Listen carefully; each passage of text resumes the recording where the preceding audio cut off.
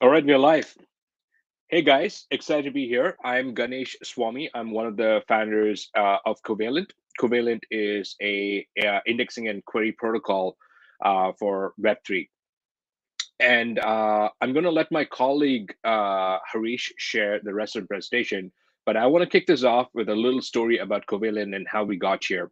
So today, Covalent indexes about 32 blockchains, and the magic of our indexing solution is the unified API, which means the same API works across all 32 blockchains. So you go integrate with, let's say, Ethereum, and then you want to pull data from Polygon or Avalanche or any of the other 32 blockchains, it's literally just a single character change, and everything just works as is. So this protocol or this application, this middleware, has about 25,000 devs today, thousands of applications across all kinds of use cases. So if you look at the wallet use case, everything from Rainbow Wallet to XDeFi use Covalent. We're big in the taxation space. We're big in the NFT space. So we have best in class in some of the use cases that is very prevalent in the Web3 space today.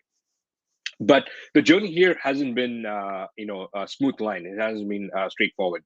So we are one of the older protocols out there. We've been around for a very long time. We've been around for 4.5 years, and the bulk of Covalent was actually built through the bear market.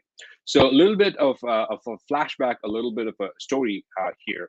So I built Covalent at a hackathon. Not very different from the hackathon that you guys are participating in, and ended up winning that hackathon. And that point, there was no NFTs, there was no there were ERC20 assets, but it was very, very early. But I realized that there's a way, there needs to be a way for these blockchain-based systems to interact with other kinds of traditional tech stack. And so if you understand how technology is adopted in industry and society, it always somehow takes the cheapest and the fastest way to adoption. What that means is that if you don't have to retrain or relearn tools, or even change your tooling, or even change your processes, that's the quickest way to adopt any kind of technology. So here the underlying story was that by exposing a regular Web2 style REST API, what we can do is we can have blockchain technologies reach a faster adoption cycle. So that's really what is going on. So we built this in 2017, right? I think it was November 2017. Started the company Covalent. The word covalent comes from covalent bonds in chemistry. So I used to be a physicist before building cancer drugs. And so here we're bonding databases and blockchains, or centralized systems and decentralized systems. Whatever you want to think about it, that's the analogy. Even our logo are these two orbitals that go around an electron. So you can think of it, we just try to have a little bit of fun here. And so we started this in 2017, and lots of excitement there. This was the peak of the ICO stuff. And then by 2018, I think things were starting to slow down. By summer 2018, things had come to a complete standstill. By late 2018, things were like dead. 2019, was again dead. And so, but what we did is we just continued building the core, like, infrastructure, the middleware. Just started fine tuning all of the bits, and waiting for this payday, which would eventually come. Of course, it was just the conviction that we had that this tool was necessary. We didn't really have any timing. So if you want to start a company, don't take my advice on market timing, because I have the worst record in starting companies. It's just don't start right before a bear market, because it's going to be pretty painful. Or if you have the conviction, start in a bear market, because the best technology, including Chainlink, was built during a bear market. So then in 2019, the DeFi summer hit, and from then on, our traction has just been through the roof. So we were right time, right product, right team, and then we've just grown to a team of about 60 people now, thousands of applications, and 25,000 plus developers. So what this story is meant to share is that market timing doesn't really matter. As long as you have the faith and the conviction in the solution you're trying to solve, And as long as you've done your due diligence and on this problem is actually a genuine problem and is not something that is faddish, then you are going to succeed. So 2019, we started out, and then at that, around early 2020, that was a second crisis moment. So we said, we started to get some early traction, pretty exciting. Let's go raise some fundraising. So until then, the company was completely bootstrapped, right? So we, not because we wanted to bootstrap it, it's just that nobody was really writing checks. So we had no choice but to bootstrap the company. And we'd missed the ICO boom as well. So 2020, we go out and try to raise capital, and then COVID hit, and the pandemic hit, and lockdown. There was Bitcoin dropped by 40% in one day. It was just a mess.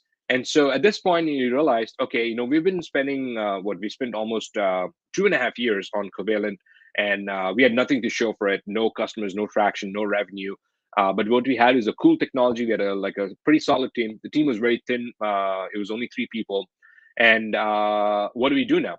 And so I decided maybe the best way to make Covalent succeed is to go out and try to make money. So let's make money. Let's float the company. Let's figure out how, who are the right customers. And then what we did is we started going out and closing customers. So we closed Consensus. Their security token, exchange token distribution system was all built on Covalent. And then we made the company profitable. And then 2020, once we became profitable, suddenly everything was easier, right? We didn't need money, and the best time to raise money is when you don't need it. And then we went out and did our first round, a second round, a third round, and a fourth round, all within a year. And then aggressively deployed the funds to grow the product and the traction. So that's really the story of Covalent. Now, I'll just go through a bunch of questions. There's a pretty exciting presentation that Harish has put together. But in which year did we build Covalent? It was in 2017. That was the initial start. In 2020, we decided that we are going to convert Covalent from a centralized company to a decentralized protocol. So we have some pretty exciting news to drop tomorrow. So it's actually one of the biggest bets we've made in the history of Covalent. And Covalent is now a public good. It's a decentralized protocol. And so there's going to be a network of validators running the Covalent protocol. So it's not the core team anymore. And anyone can go in, buy the token, and run parts of the infrastructure and earn fees for providing this service, the indexing service and the query services. Covalent is layer 2. Covalent is not typically a layer 1 or a layer 2.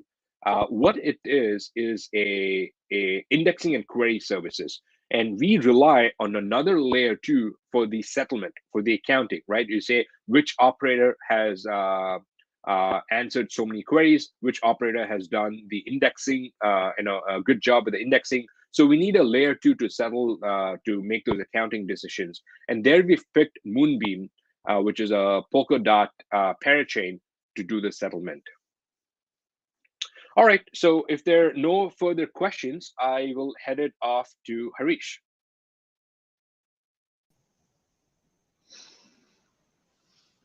Okay, awesome. Thank you, Ganesh, for that intro to Covalent. And yes, we've got a pretty exciting announcement taking place tomorrow at 11 a.m.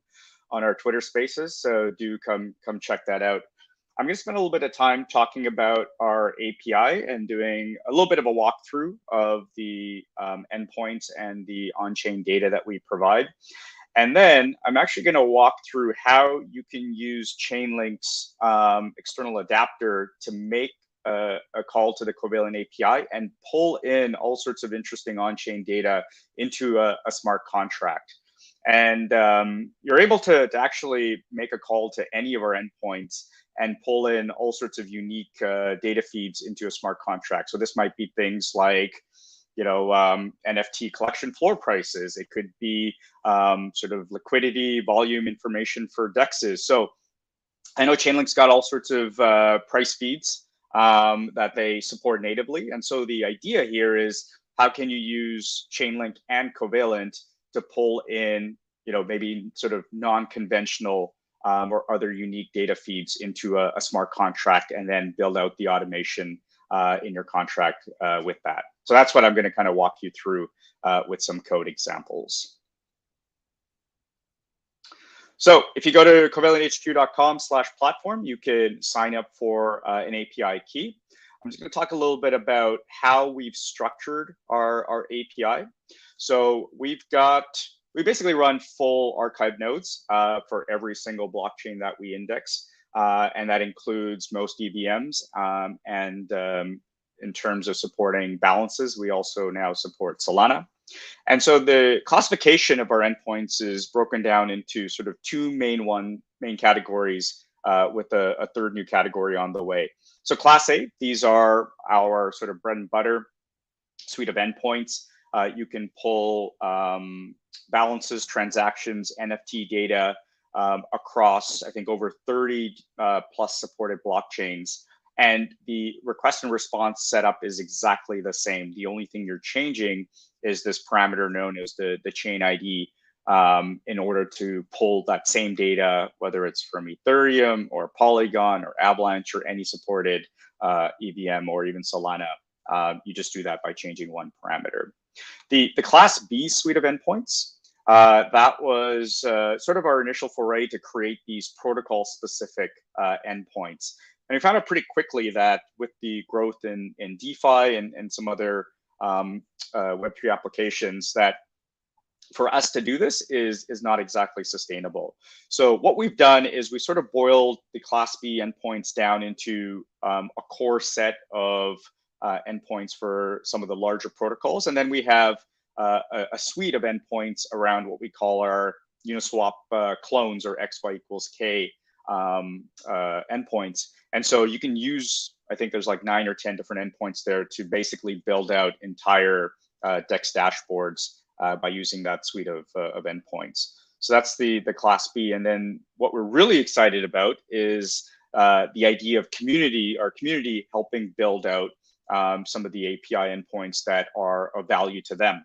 And so we're building out the tooling, which will allow developers to create their own API endpoints and essentially build out a marketplace where developers get rewarded for the API endpoints that they create. There's a lot you can do with on-chain data. And so, we get this question a lot, like, what can I do using Covalent? And so we'll talk through a few different examples. But if you're looking to build out anything with wallets, with taxation tools, even gaming, and GameFi is a pretty popular application to build out reports and all sorts of interesting analytics. We've got DAO dashboards, so you can track and see what DAO members are holding and how they've voted. Predictive analytics is an exciting, I think, upcoming area that our API is being used for. And of course, NFT marketplaces and galleries. So there's a whole host of use cases, and we've actually started building out templates so that if you want to build out any of these use cases, you've got a starting point as a developer. And I'll show you the resources there shortly. We've kind of categorized our users into sort of two buckets, obviously developers, but we've also got a focus towards analysts. And so being able to export data, easily for using our API into, typical or common business intelligence or BI tools. So we have added this mode called analyst mode. So if you want to export your data in CSV format and then use that in Power BI or Tableau or even Excel or Google Sheets, you can actually do that quite easily. So we've actually got a pretty exciting series of things coming up over the next few months. Ganesh sort of talked about as Covalent progressively decentralizes. We've got staking announcement happening soon there.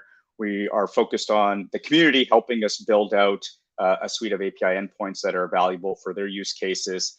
And we've also got a more focused analyst offering that is going to be coming out soon. So we've been busy. Now let's talk a little bit about how Covalent and Chainlink work together. And the way to think about this, again, as I sort of mentioned, is being able to bring in interesting on-chain data feeds into smart contracts using the Chainlink external adapter. And so the idea is building out interesting use cases where perhaps you're using the floor price or market cap of an NFT collection to have the smart contract then make decisions. We've seen participants in other hackathons build out all sorts of interesting betting games using this particular price feed or floor price feed. You can do stuff using trading volumes and liquidity around specific dexes. We've even seen users in hackathons build out sort of decision points based on certain balances or transactions made by specific wallets. And then, there's the sky's, there's no limit really with what you can do with log events. And so the ability to pull log events across multiple chains seamlessly allows you to then create all sorts of interesting data feeds that you can basically build into your smart contract. So we'll take a look at some of these examples of how you can actually do this using both Covalent and Chainlink. So I'm going to do a little bit of a demo here. We're going to start by going to the, let's see here. Okay, this might be.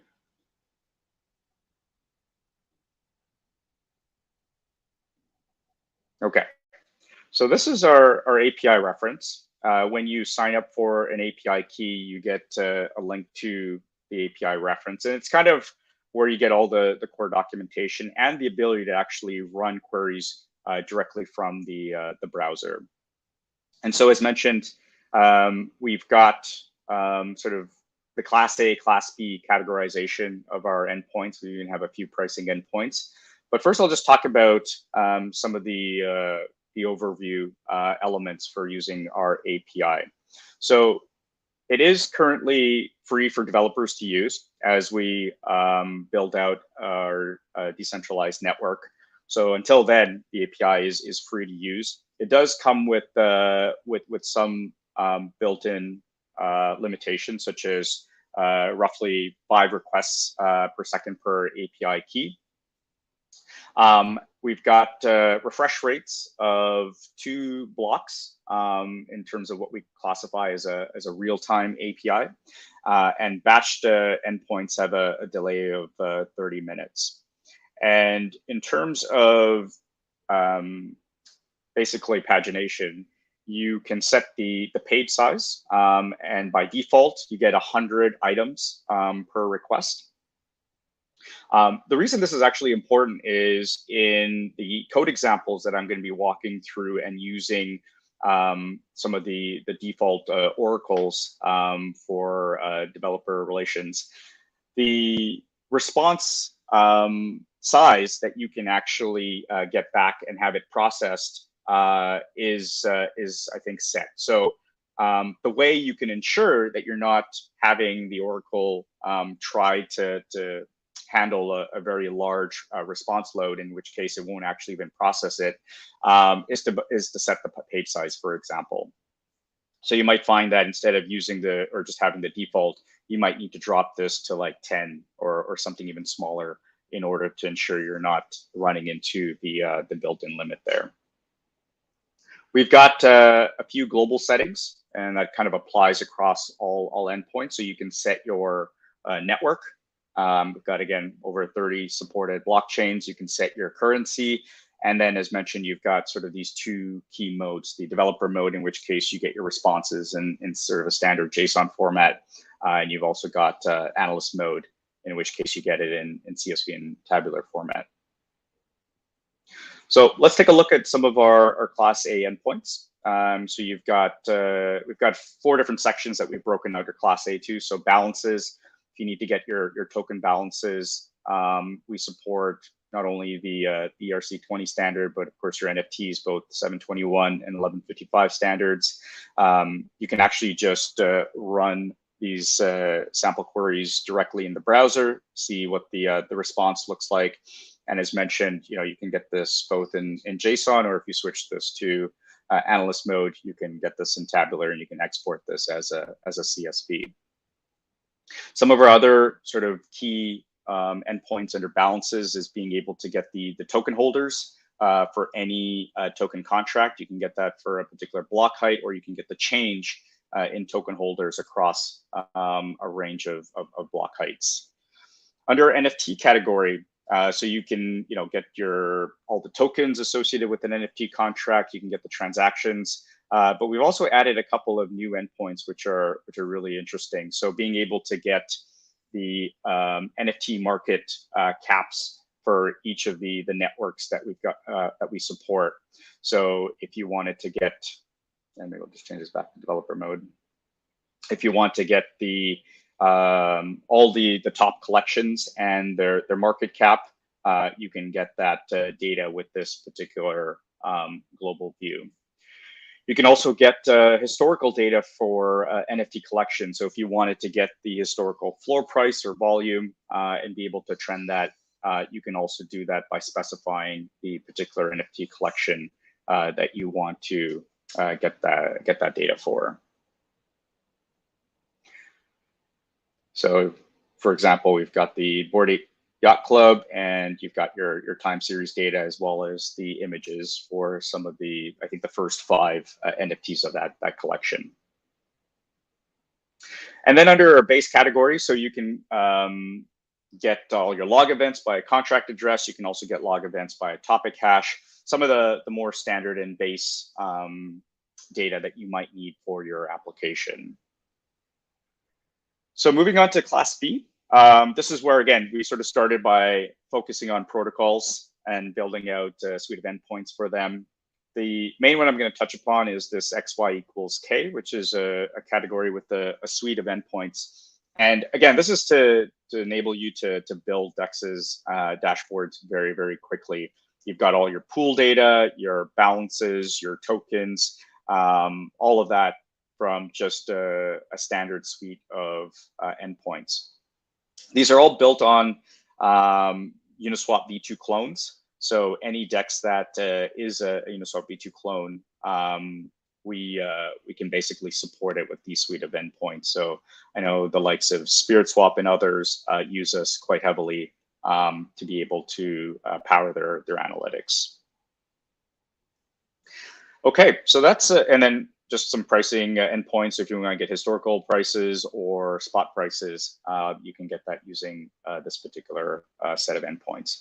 So that's a quick rundown of our docs. And again, encourage you to go in and try out some of the endpoints, see what kind of response you get and how it might be useful for your application.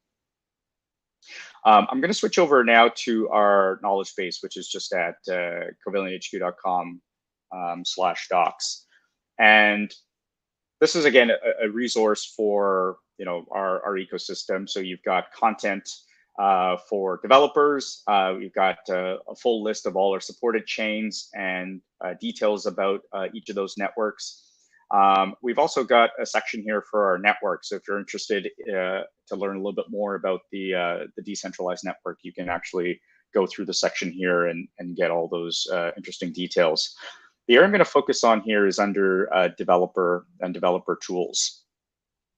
So we've added in some documentation on Chainlink and how you can use the Chainlink Oracle network and the Covalent API to be able to pull in interesting price feeds. So Chainlink's got a pretty extensive set of documentation around how to make these GET requests to an external API. And I'm basically borrowing some of the code templates that they've got and adapted them for Covalent and using our API. In terms of the process, so this is kind of the steps that you would go through to use an existing sort of node and job to be able to process our API response data. Of course, we could set up our own node and configure it to have sort of a dedicated Chainlink external adapter. In fact, that's one of the proposed challenges that the community can work on. But in general, if we're using an existing node and job ID, first, just identifying what that that node Oracle address is, the job ID, and the fee, and also the link token contract address for the network that you're using. So in our example, we're going to be using the Covalent testnet. And so we just need to make sure we're also setting the link token contract address on that particular network. You'll then copy the full Covalent API URL for the request that's going to be made by the smart contract. So one thing to note here is that with the Chainlink, DevRel, Oracle nodes that we're going to be using on Covalent, the limit of the response size is approximately 28 kilobytes. So that's for the response content. I assume with headers and stuff, it's going to be around 32.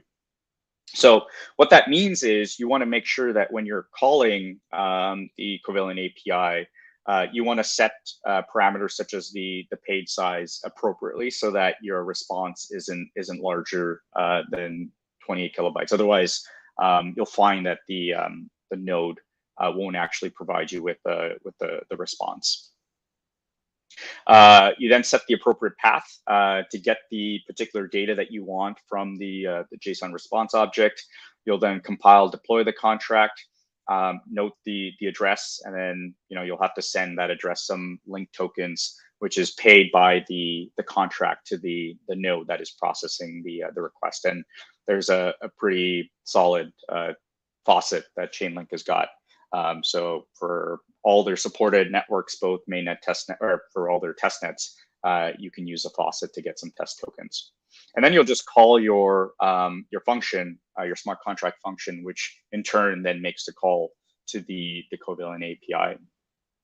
So that's the process.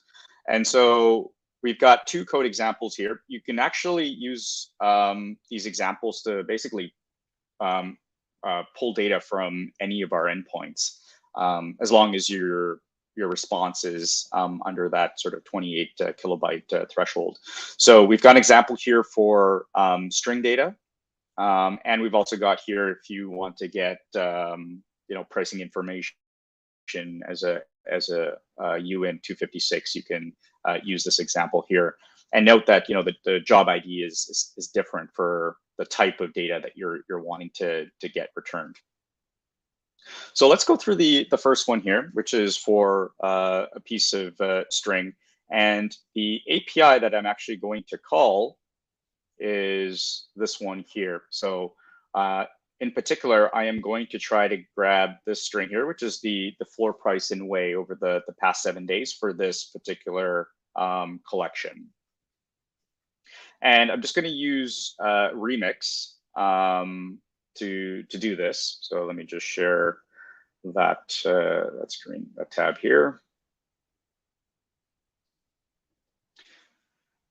So here's the contract in Remix.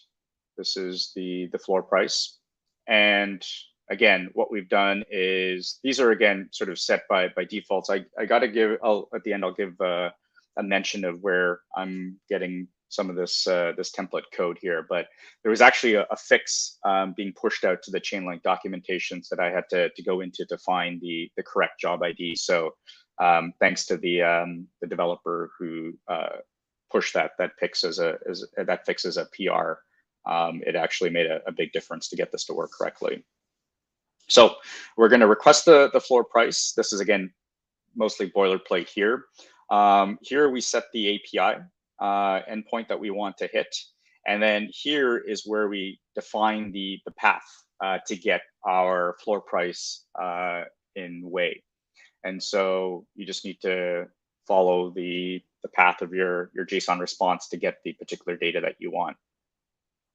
And then once this function runs, this fulfill function will then also be triggered here. And we can then use this public variable floor price to actually get that value. So again, a lot of this contract is boilerplate, and it's just been adapted to use the Covalent API to get a piece of string. So you'll compile this contract, And then what you'll do is you will deploy it. We're deploying this to the Coven testnet here. And what you'll then do is you'll get the contract address of where this contract has been deployed. So then you'll have to send some link tokens to that particular contract. And then you can start making the calls directly from the contract itself. So here we're going to request the floor price. So we're going to make that call, and then we have to confirm that. And then depending on sort of the size of the response, this could take anywhere from a few seconds. I've seen sometimes takes 10 to 15 seconds here, but we should just be able to call the floor price variable and see the value. So here it is, and we can see that this will actually match the API response that we had by just trying the endpoint. So this is how you can pull the floor price into your smart contract using this adapter. And so similarly with getting a price feed, so this is an example of being able to fetch data that's in UN256. So we're going to get the price of Ethereum. Again, I know Chainlink's got all sorts of price feeds, so this may not necessarily be something you'd want to do, but it's just an example of how you might pull a piece of UN256 data into your smart contract. So here we've got our sort of same setup. We've got our API endpoint, which is using our pricing tickers. And then we are just surfacing the price as to a UN256. So I've already deployed it. So the same process, you deploy the contract, you send it some link tokens, and then you can make the corresponding function calls. So I'm going to hide this one. We'll call the request ETH price and confirm that. I know you can't see it, but I just get MetaMask popping up asking me to confirm the transaction, and it takes a few seconds for that transaction to complete. And then if I check the price, you'll see that it's set here. This doesn't have the decimals, of course. It's UN256, so it's $2,824.96 in USD as the piece of data that I get back. So that's how I can use the API and Chainlink to be able to pull in some UN256. So with those two examples, you should be able to pull any data that our API provides, and it'll be really interesting to see what use cases this leads to. Again, the documentation for that is on covalenthq.com/docs, our knowledge base.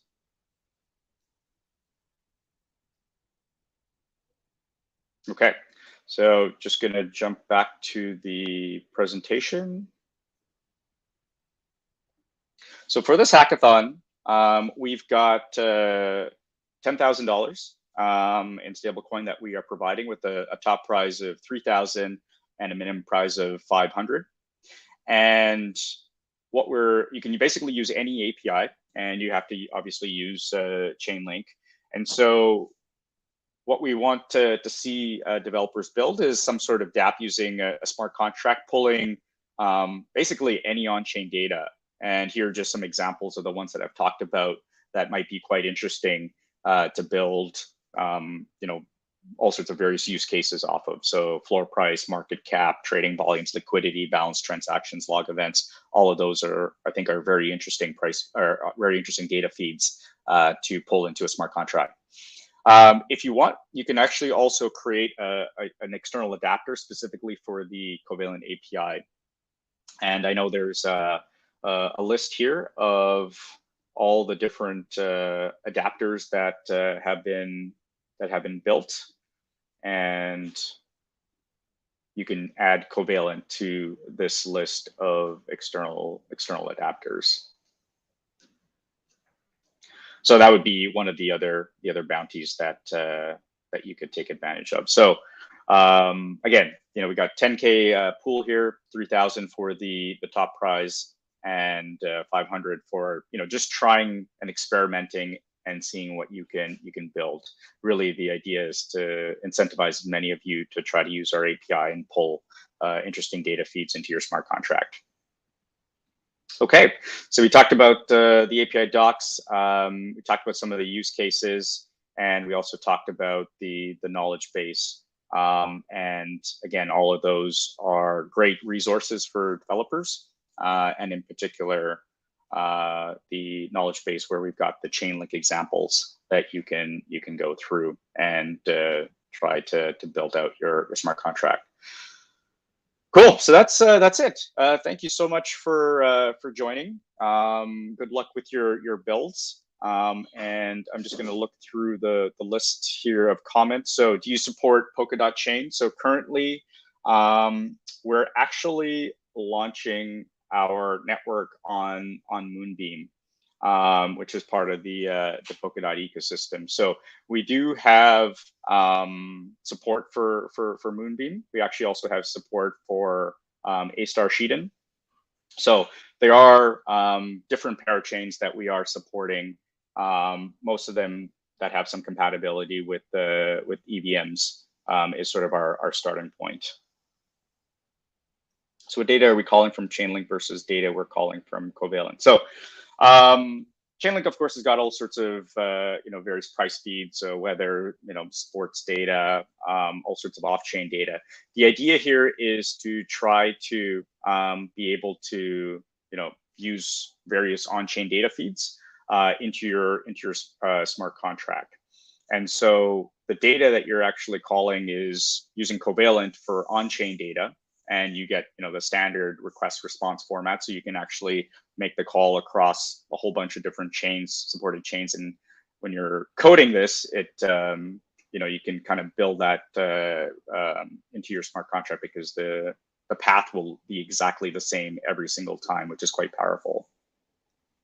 And then be able to have your smart contract then make decisions based off of that feed. So one example we've seen, for example, is somebody built a betting app where, depending on predicting what the floor price of an NFT collection would be at some point in the future, and people would then make bets where the bet itself was an NFT, and then when the time for the prediction was crossed, depending on which set of NFTs were on the right side of the bet, would also get minted a sort of a winning NFT, and maybe even have a stablecoin prize offered. So you can build all sorts of interesting things and automate that using Chainlink and Covalent.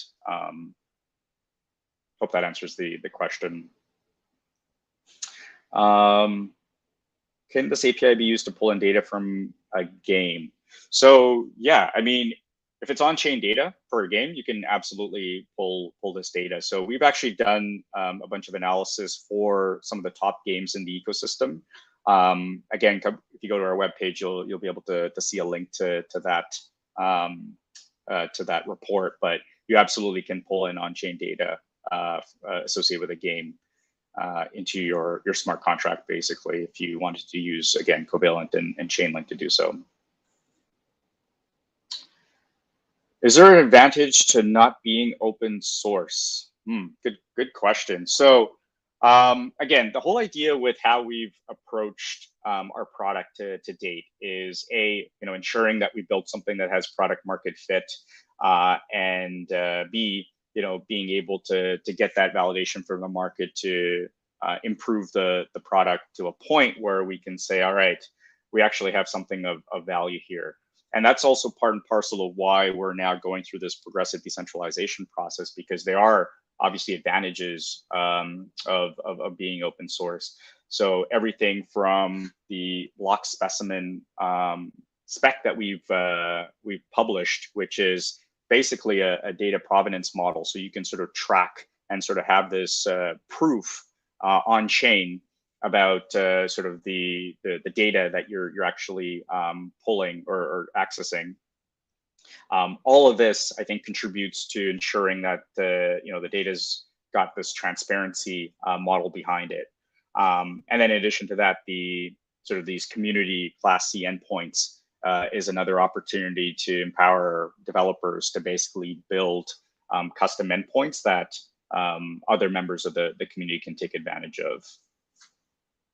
So yes, it is definitely, there are obviously advantages, and that's a path that we're going down here.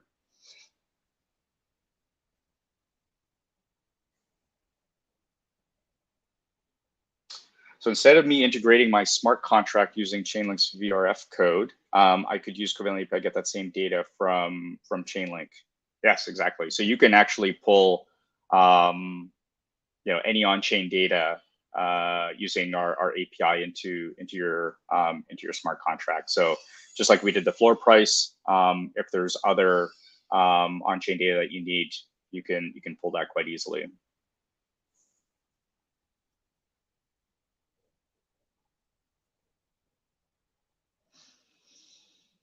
Awesome. Okay, I know there's a lot that we covered there, and hopefully this was quite interesting and valuable.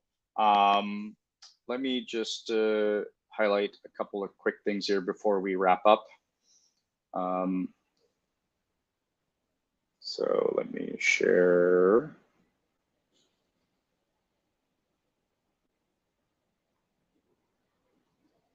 So I do want to just give credit where it's due here. There is this fix being pushed out to the Chainlink documentation.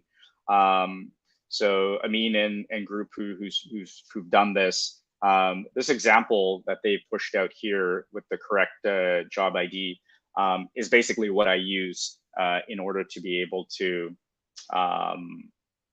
use the Covalent API correctly. So I know this is hopefully getting pushed out into production shortly here, but I do just wanted to call that out because it actually saved me a lot of time by being able to use this example that this developer put together. So just thanks there. But yeah, I hope to see some really cool projects come out of this. And again, really exciting to see what the pretty awesome Chainlink developer ecosystem comes up with. So good luck. We've got our Discord, but I think we're also going to be part of the Chainlink Discord. So if you do have any questions, that's the easiest way to reach us. Our Discord is covalenthq.com/Discord.